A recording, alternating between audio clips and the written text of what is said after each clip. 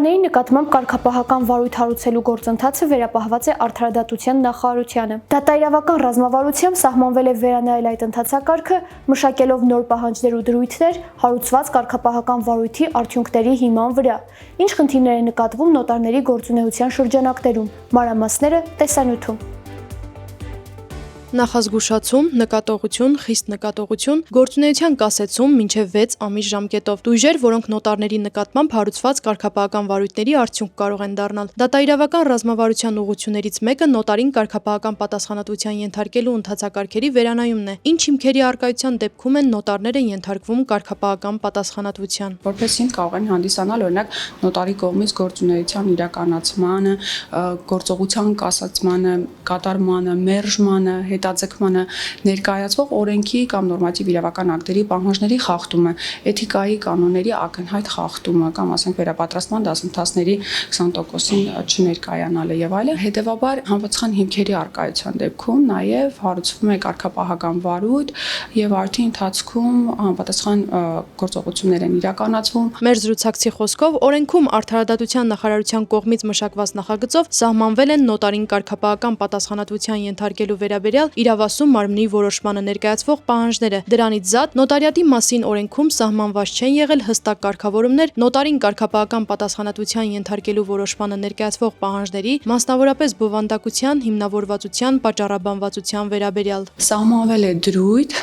որով հստակեցվել է եւ սահմանվել է կոնկրետ նոտարին կարգապահական պատասխանատվության ենթարկելու մասին որոշումների ներկայացվող պահանջները։ Բովանդակային առումով ամբողջությամբ ներառված է, թե ինչ մասերից է բաղկացած, մասնարարպես ներածական, նկարագրական, պատճառաբանական եւ եզրափակիչ մասերից, նաեւ նշված է, որ պետք է որոշումը պատճառաբանված եւ հիմնավորված լինի։ Բացի այդ, որոշվել է, որ կարգապահական վարույթի արդյունքների հիման վրա այն հարուցող անձի կողմից ընդունվող որոշումների օրինակելի ձևերը սահմանվելու են Արդարադատության նախարարի համապատասխան հրամանով։ Դրանք երկուսն են՝ նոտարին կարգապահական պատասխանատվության ենթարկելն ու արդեն հարուցված վարույթը կարճելը։ Պրակտիկայում նոտարների կողմից վավերացված գործարքների հետ խնդիրներ են ունենում նաև փաստաբանները, որոնք կարող են էական ազդեցություն ունենալ տվյալ դատավարական գործընթացի վրա։ Հիմա նաև դեպքեր, որ առվաճառքի գրանցման հիմնականում բնակարանների կամ, չգիտեմ, համոզելու միջոցով ինչ որ տարեց մարդկանց են փորձում առվաճառքի նվիրատվության գործարքներ կատարել, այստեղ նոտարների հետ կապված խնդիրների մենք հաճախ բախվում ենք, որովհետև իրականում նաև լինում են քիչ չեն նաև դեպքերը, որ նոտարի խնդիրը իրականում առկա է։ Փաստաբանը նշում է մեկ այլ դեպք, երբ իր վարույթում գտնվող գործերից մեկով մինչ այս պահն էլ խնդրահարույց է նվիրատվության կարգով տրված ժառանգության հարցը։ Իր վստահորդներից մեկի թոռան մահից հետո տրված ժառանգությունը փոխանցվել է մայր ծնողին, ինչից հետո հայտնվել է հայրը, որը երբևէ չի առնչվել երեխայի հետ, հայտնել, որ ինքը եւս ժառանգ է։ Խարդախության նմանատիպ դեպքերով ըստ փաստաբանի որոշակիորեն ներառված են լինում նաև նոտարների գործունեությանն առնչվող հարցեր, երբ կողմերը փորձում են մեղքը բարթել նոտարների վրա, նշելով, որ վերջիններս ունեն ավելի լայն հնարավորություններ պարզելու ժառանգների շրջանակը։ Նախորդ տարիների համար Արդարադատության նախարարությունից ներկայացրել են վիճակագրություն, թե քանի նոտարի նկատմամբ է կարգապահական վարույթ հարուցվել։ 2023-24 թվականներին ունենք վիճակագրություն, ըստ որի 23 թվականի դրությամբ ունեցել ենք կարգապահական վարույթ հարուցված 9 նոտարի նկատմամբ, հարուցված կարգապահական վարույթի արդյունքներով 3 նոտարի նկատմամբ հարուցված կարգապահական վարույթները կարճվել են, իսկ մնացած մասով նոտարների վերաբերյալ վարույթները արդեն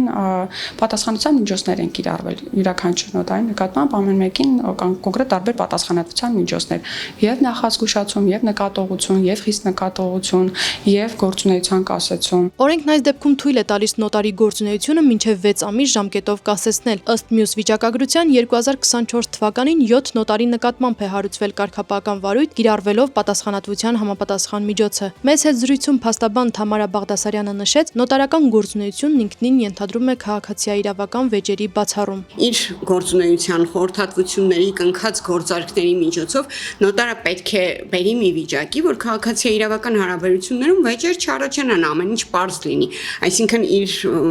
պարտականությունները թեմաների մեջ է մտնում գործի ամբողջական ուսումնասիրությունը, դրա հնարավոր ռիսկերի գնահատումը, փաստաթղթերի պատշաճ ուսումնասիրությունը եւ առհասարակ արկայությունը, ինչպես նաեւ կողմերի մասնակիցների ներկայությունը, վերջիններիս իրավաբանական խորհրդատվության տրամադրումը մինչեւ գործարքի կնքումը, այս բոլոր կետերը պատշաճ կատարելու դեպքում կարծում եմ նոտարը որևէ խնդիր չպետք է ունենա։ Փաստաբանի խոսքով նոտարների աշխատանքի արդյունավետության տեսանկյունից անհրաժեշտ է համակարգում աշխատանքի բեռնաթափում իրականացնել, սակայն դրան հակառակ որոշակի գործերով նոտարների վրա հավելյալ բեռ է դրվում, ինչը եւս բարձրացնում է գործարքների կնքման արդյունքում հնարավոր խախտումների, բացթողումների ռիսկերը։ Եթե գործերի ծավալը ավելի քիչ լինի, նոտարը ավելի քիչ կունենա այդ ռիսկերը, բացթողումների, թերացումների, հետագայում նաեւ կարգապահական պատասխանատվության խնդրի առջև կանգնելու։ Դա պարզ սխեմա է, յուրաքանչյուրի դեպքում այդ նույն